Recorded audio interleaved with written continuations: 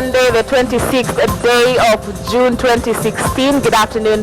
Glad that you're watching KTN News. This is Weekend at 1 with me, Sharon Momani. First, the news highlights.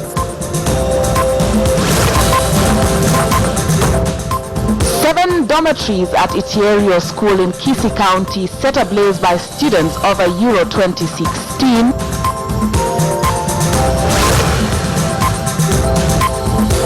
Israel Prime Minister Benjamin Netanyahu set to visit the country early next month.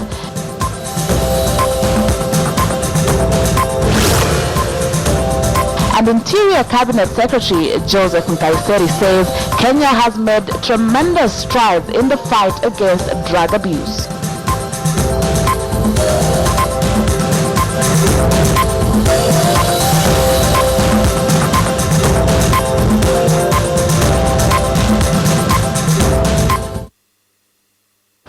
Now let's start this bulletin with a sad story of students' unrest, and 7 dormitories have been destroyed by students of Itierio High School in Kisii last night.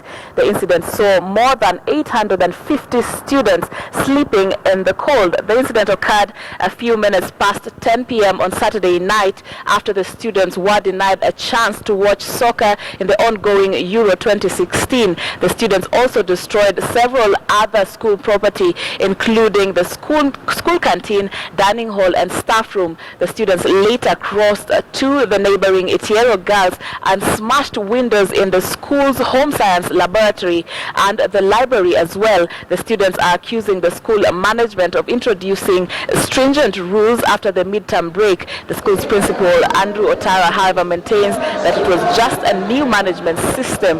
Kisii County Commissioner Kula Hache says they will carry out thorough investigations and take appropriate action.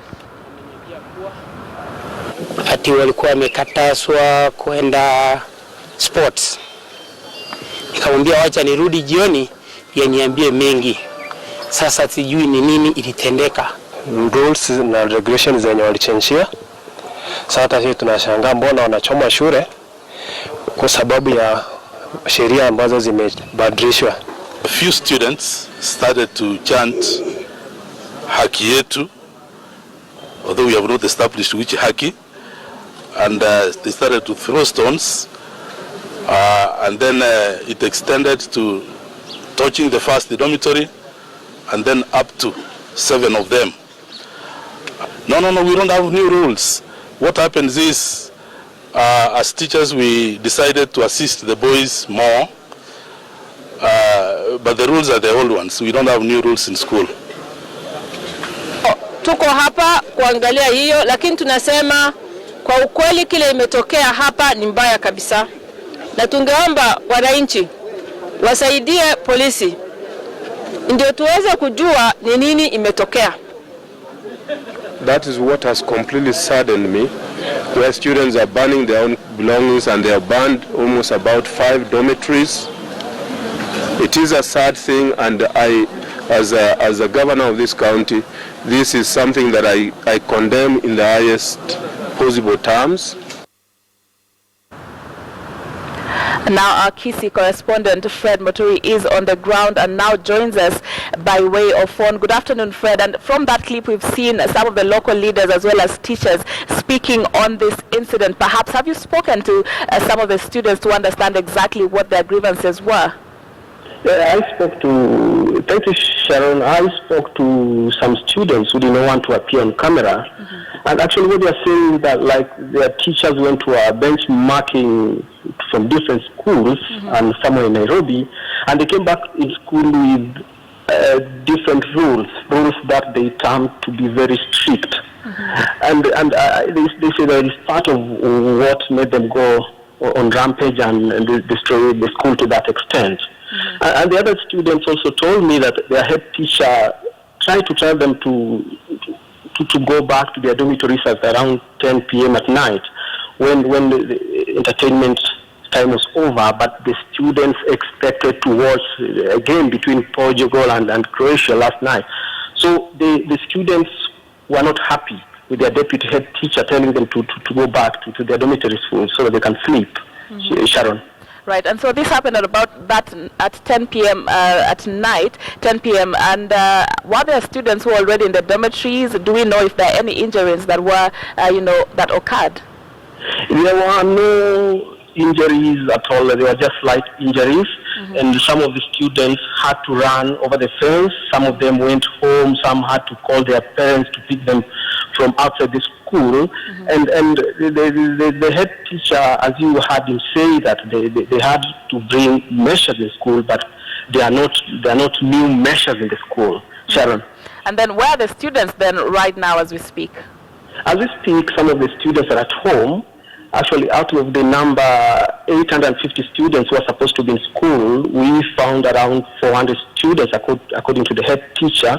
But other students are expected to come to school because the head teacher, the Kisii County Governor James Ongwae, and the Kisii County Commissioner Kula Hache had a security meeting which was held in the school, and perhaps it will go on up to late in the afternoon so that they can find a situation where to hold up the students before they take any other action. Right. And before I let you go, Fred, do we know if operations in the school have momentarily come to a close as investigations continue, or have you spoken to the principal to find out if studies continue really under the circumstances?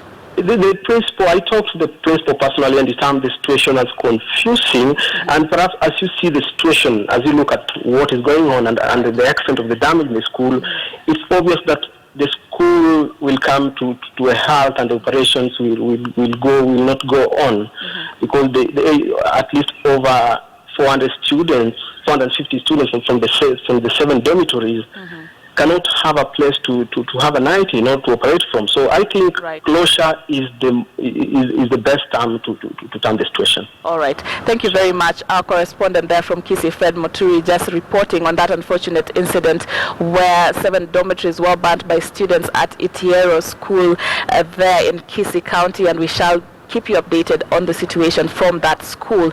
And let's move on now. And Israeli Prime Minister Benjamin Netanyahu is set to visit the country in a fortnight. This will be the first time an Israeli premier will be visiting the country. The visit was announced this morning by State House spokesman Manoa Esipisu.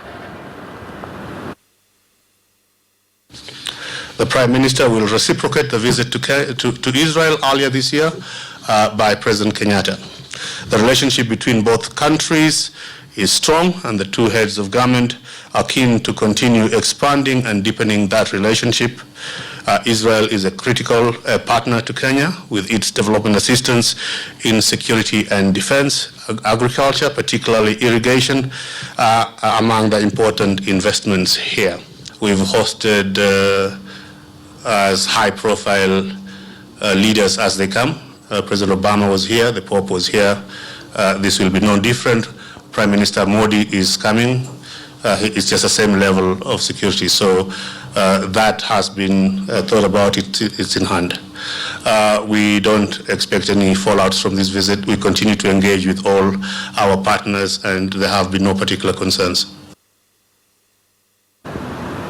Now, Interior CS Joseph Nkaiseri says a task force is to be set up to look into the issue of refugee repatriation. He says that the task force will plan on how to see refugees from Somalia living in small towns are returned home. Meanwhile, he also urged the youth to refrain from taking drugs as it will destroy their lives. Immediately we kickstart the repatriation process, which we had actually set to start on the 1st of July, which is next week, and those are the modalities. By Wednesday, I'll be meeting with the United Nations High Commission for Refugees for us to share the strategy and when this process will start. A lot of interest has come into this. The United Nations, the international community, and you remember 2 or 3 weeks ago we had the Somali president visiting Kenya, and he said Somalia is ready to receive her people. So I don't see any problem at all. Serikali inafanya juu chini kuhakikisha ya kwamba vijana wetu wanaweza kupata afya njema, na ndipo ningewauliza viongozi wala wa siasa, ma MCA, ma governors, ma waheshimiwa, parliamentarian kuhakikisha ya kwamba pahali wanatoka wahimize ya kwamba hiyo kuendesha hii mambo ya ufutaji dawa kulevya imeondolewa kabisa na unywaji pombe haramu imeondolewa kabisa kwa sehemu zao. Now, two MPs from Nakuru County are asking court leaders to respect the presidency and join hands in peace building. Now, Bahati Member of Parliament Kimani Ngujiri and his Nakuru Town West counterpart Samuel Arama said it was necessary for leaders to tone down their statements in order to avoid political tension among the people. They spoke during the homecoming ceremony of Ngujiri, who is among 6 MPs who were locked at Pangani police station for allegedly uttering inflammatory remarks. Ambiwa naomba let's park uwanjani wenu. Nimegundua leo, mimi nawaomba Deputy President alisaidia sisi kwa maneno yote ya 2013. Wacha hata sisi makabila yengine yote turudishe mkono. Wacha turudishe mkono 2022. I want to repeat the statement I made that day. Mimi sikuzungumza ukabila. Mkiangalia clip hiyo kwa njia mzuri, kwa sababu wale nao wako maofisini wanachukua mambo machache ile wanataka ya chuki. Actually kama kuna watu ya hate speech ni hawa. Tunasemaga watu ya Central, tunaita Wakikuyu wa Central. Wakae wapi? Central. Kwani nikisema Wakikuyu wa Central wakae Central? Kwani sasa nikisema Wajaluo wa Kisumu wakae Kisumu? Nimefanya makosa. Iko chuki iko hapo. I think these people that need to be taken the training waweze kujua what is hate speech. Taita Taveta Governor John Murutu has differed with some local ODM leaders who are not keen on voting leaders on party lines. The governor urged residents to choose leaders who are loyal to their party. Some MPs, including ODM party whip Thomas Modegu, is on record urging voters not to elect people merely on their party lines. Unashawishi wapiga kura wapigie viongozi wa vyama vingine wapigie kura. Kwa hiyo mimi naona hapo there's a serious contradiction. Kama niko ODM, kama naamini niko ODM, lazima kwanza nijue kwamba ni kwa nini niko ODM. Na nikiwa nimejishawishi kwamba ODM ya kimsingi ndio chama ambacho ninakisupport, siwezi tena kusimama kuambia watu kwamba wasipigie hicho chama, wasipigie viongozi wengine wa chama hicho kura. Now, court leader Raila Odinga is this afternoon expected to hold several rallies in Nyamira County. Odinga is accompanied by several local leaders, and our reporter Rashid Ronald is accompanying the former Prime Minister and now joins us by way of phone from Nyanza. Rashid, what can we expect from this visit? Of course, Sharon, just to let paint a picture of what happened here. Raila and his ODM brigade landed at Nyansiongo here in Nyamira. Then he led a convoy all the way as we speak. Right now, they are addressing their supporters at a place at Keroka Town. For those people who come to this, it's called Keroka Town. And lots of people here. And what has actually taken center stage is the politics of IEBC. They are saying IEBC must go. It doesn't matter how much it takes. They have decided IEBC must be able to go. And remember, it was a Thanksgiving rally. He's going to hold about 5 rallies around in Nyamira County.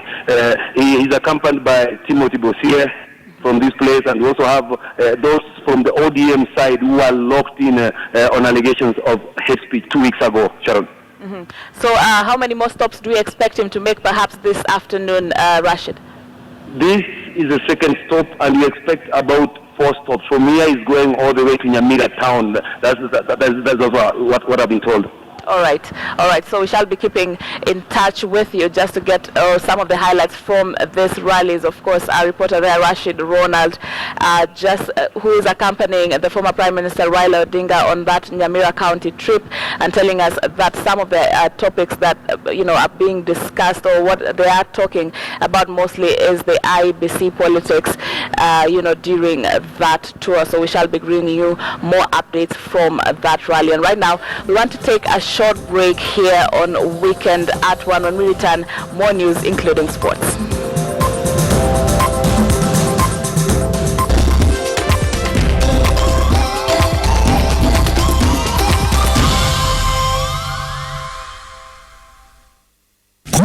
popular belief, cleaning clothes can actually do more harm than good.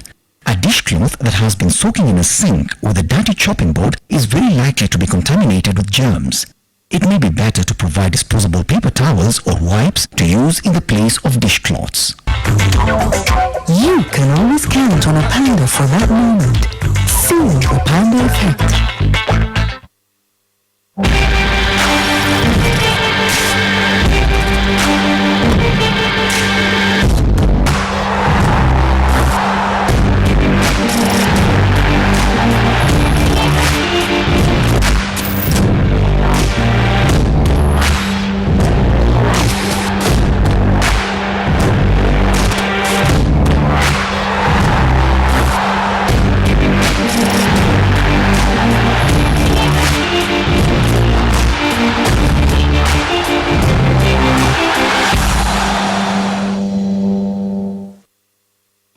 Invisible for black and white deodorant. Cares for your delicate skin and protects your clothes from stains. Black stays black and white stays white longer. 48 hours invisible protection and care for skin and clothes. From the #1 anti-stain deodorant.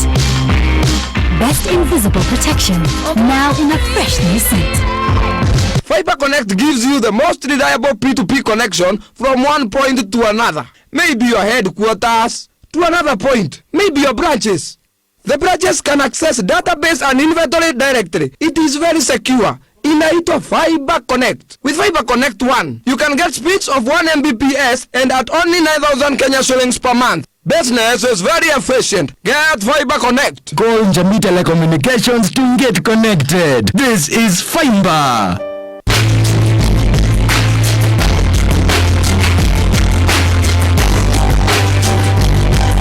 The road to home ownership starts with a single step. This Sunday, catch the highlights of the just concluded successful Thika and Mombasa Road bus tour as our financial and legal experts demystify the home ownership process. Look out for Kenya Power, inspiring home ownership journey. Only on the Property Show. Remember, there is something for everyone.